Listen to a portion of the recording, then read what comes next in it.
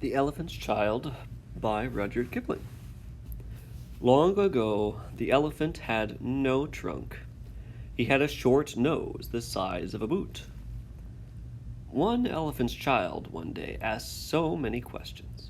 He asked the ostrich why her feathers grew just so. He asked the giraffe why his skin was spotty.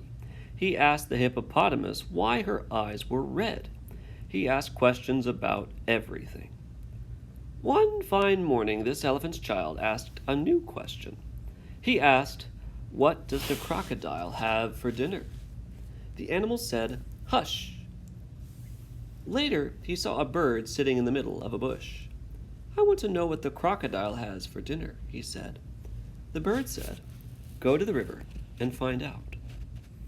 The next morning, the elephant's child took 100 pounds of bananas and left. He walked for a long time. Then at last he came to the banks of the river.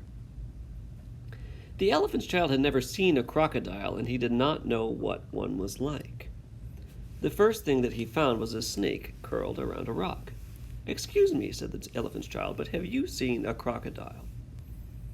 "Have I seen a crocodile? What will you ask me next?" "Excuse me," said the elephant's child, "but could you kindly tell me what he has for dinner?" "Please don't ask," said the snake. The elephant's child said goodbye to the snake and helped curl him up on the rock again. He walked on. Soon he came to the banks of the river.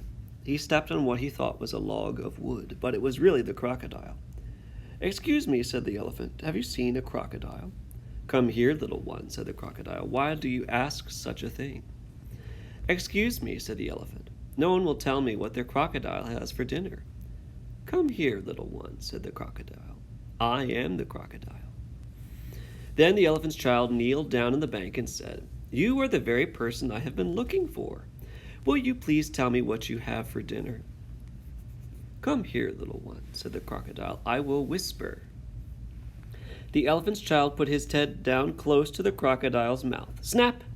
The crocodile grabbed his little nose.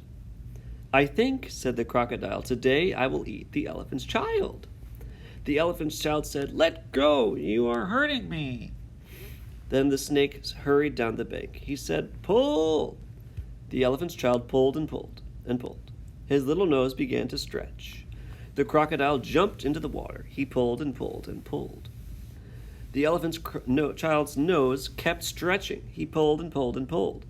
His nose kept on stretching. The crocodile pulled and pulled and pulled. The elephant's child's nose grew longer and longer, and it hurt him. The elephant's child felt his legs slipping. The snake tied himself to the elephant's child's back legs. He said, "Pull!" The snake pulled. The elephant's child pulled. The crocodile pulled. But the elephant's child and the snake pulled hardest. The crocodile let go of the elephant's child's nose. Plop!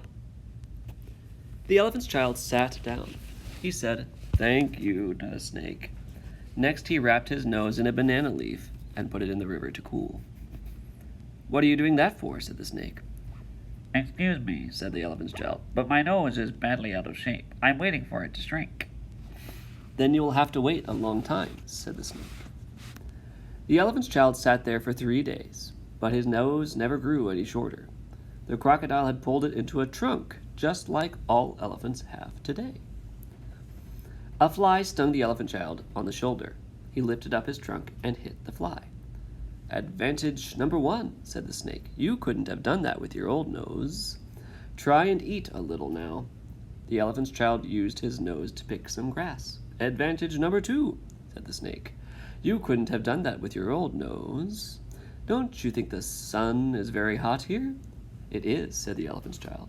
He scooped up some mud and slapped it on his head. "Advantage number 3, said the snake. "You couldn't have done that with your old nose." "Thank you," said the elephant's child. "Now I think I'll go home to all my dear family."